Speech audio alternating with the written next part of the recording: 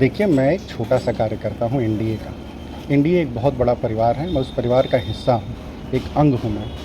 ये बड़ा दावेदारी आप पेश कर रहे हैं यहाँ से और कई बीजेपी के भी कई सारे लोग भी कह रहे हैं कि हम चुनाव लड़ेंगे, तो इसको लेकर किस तरह से आप देख रहे हैं? कहीं न कहीं जो है पहले भी यहाँ से जदयू उम्मीदवार पार्टी का एजेंडा है उसको ग्राउंड लेवल पे, रूट लेवल पे एग्जीक्यूट करना है। तो हमारे पार्टी का तो ऑलरेडी एजेंडा है, एनडीए की तो ऑलरेडी सरकार है। कमिश्नर भी दिल्ली में रह चुके हैं और एक प्रशासनिक जीवन और एक राजनीतिक जीवन में किस तरह अंतर जो है आप देख रहे हैं? मेरे पास 2 पूँजी है।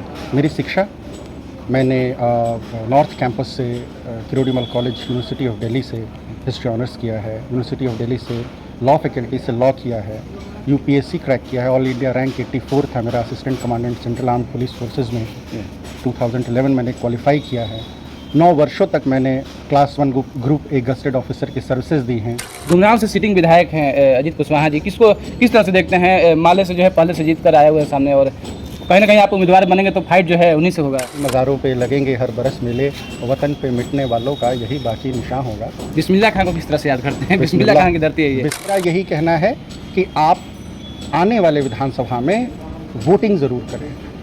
हम बक्सर जिले के डुमराव विधानसभा में हो और आज एनडीए जितने भी एनडीए के नेता हैं तमाम लोग जो है आज कार्यकर्ता और तमाम जो पॉलिटिकल पार्टी है एनडीए गठबंधन में सभी लोग जो है आज आए हुए थे डुमराव विधानसभा में और काफ़ी बड़ा जो है कार्यक्रम रखा गया था। इस कार्यक्रम में कई लोग हज़ारों की संख्या में आए हुए थे और हमारे साथ अभी मौजूद हैं राहुल सिंह जी जो कि कमिश्नर रह चुके हैं। इनसे हम बात करते हैं आखिर किस तरह से डुमराव विधानसभा से जो है कई सारी जो है सामाजिक कार्य में संलिप्त हैं और कार्य भी कर रहे हैं और काफ़ी बड़ी दावेदारी जो है डुमराव विधानसभा के लिए पेश कर रहे हैं। सबसे पहले सर स्वागत है। बहुत बहुत धन्यवाद अमित।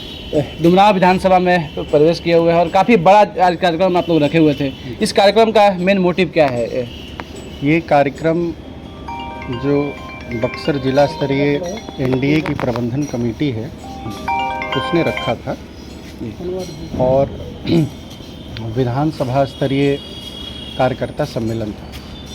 जितने भी कार्यकर्ता एनडीए के हैं सभी को निमंत्रण देकर बुलाया गया था और हमारे एनडीए के गणमान्य नेता मंत्रीगण आए हुए थे और उन्होंने सभी कार्यकर्ताओं को हमारे यशस्वी मुख्यमंत्री महोदय का संदेश, एनडीए का संदेश दिया और आगामी चुनाव में सबको कमरबंद होने के लिए कहा। अच्छा, काफ़ी बड़ा दावेदारी आप पेश कर रहे हैं यहाँ से और कई बीजेपी के भी कई सारे लोग भी कह रहे हैं कि हम चुनाव लड़ेंगे, तो इसको लेकर किस तरह से आप देख रहे हैं? कहीं ना कहीं जो है पहले भी यहाँ से जदयू उम्मीदवार पहले अंजुम आरा जी उनका नाम, तो जेडीयू से ही चुनाव लड़ा थी। देखिए, मैं एक छोटा-सा कार्यकर्ता हूँ एनडीए का। एनडीए एक बहुत बड़ा परिवार है, मैं उस परिवार का हिस्सा हूँ, एक अंग हूँ मैं।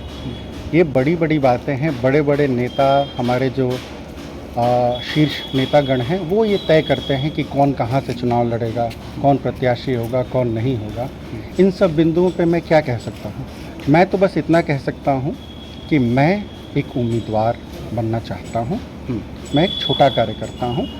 मेरे पास 2 पूँजी हैं।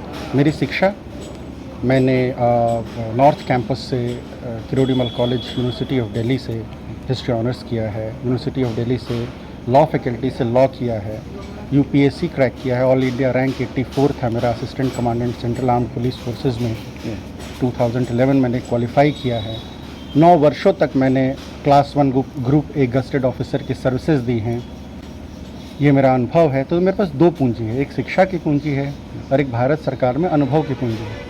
ये पूँजियों के आधार पर मैं अपनी एलिजिबिलिटी लेके और सामने प्रस्तुत कर रहा हूँ। अब रिपोर्ट कार्ड बनाना पार्टी का काम है, बड़े नेताओं का काम है। कमिश्नर भी दिल्ली में रह चुके हैं और एक प्रशासनिक जीवन और एक राजनीतिक जीवन में किस तरह अंतर जो है आप देख रहे हैं इसको? देखिए, मैं सहायक आयुक्त था, कमिश्नर तो बहुत सीनियर पोस्ट होते हैं। सहायक आयुक्त, जी हाँ, मैं था। और अभी ये आपके प्रश्न का उत्तर ठीक दे पाना मुश्किल होगा क्योंकि ये राजनीतिक पारी तो मैंने नई पारी की शुरुआत की है। तो अभी तो मैं बहुत बौना हूँ, अभी सीख रहा हूँ। जी। वहाँ तो था तो दिल्ली में 12 जोन होते हैं।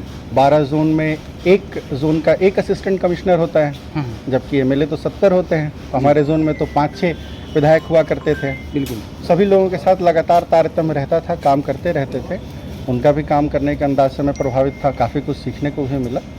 ठीक है, आगे भी अच्छा काम, मौका मिलेगा अच्छा काम करेंगे। डुमराव से सिटिंग विधायक हैं अजीत कुशवाहा जी, किस तरह से देखते हैं? माले से जो है पहले से जीत कर आए हुए हैं सामने और कहीं ना कहीं आप उम्मीदवार बनेंगे तो फाइट जो है उन्हीं से होगा।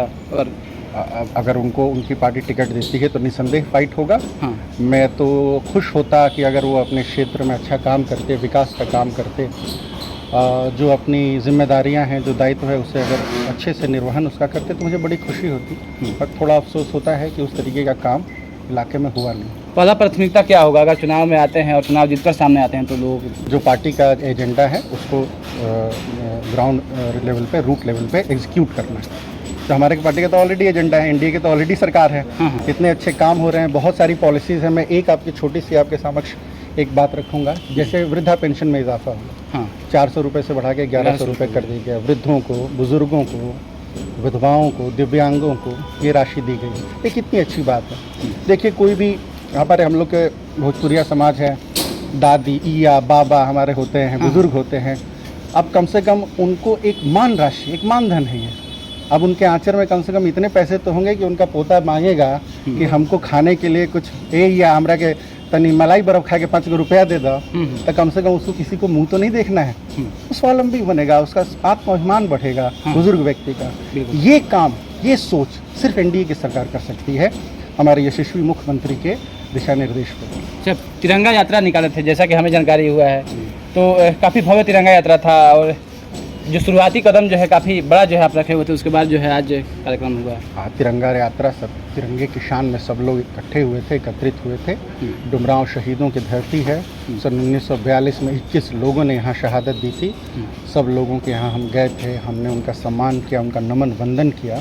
शहीदों की यह धरती है, शहीदों की मज़ारों पे लगेंगे हर बरस मेले, वतन पे मिटने वालों का यही बाकी निशान होगा। बिस्मिल्लाह खान को किस तरह से याद करते हैं? बिस्मिल्लाह खान की धरती है ये। बिस्मिल्लाह खां तो हमारे आदर्श हैं डुमरांव के।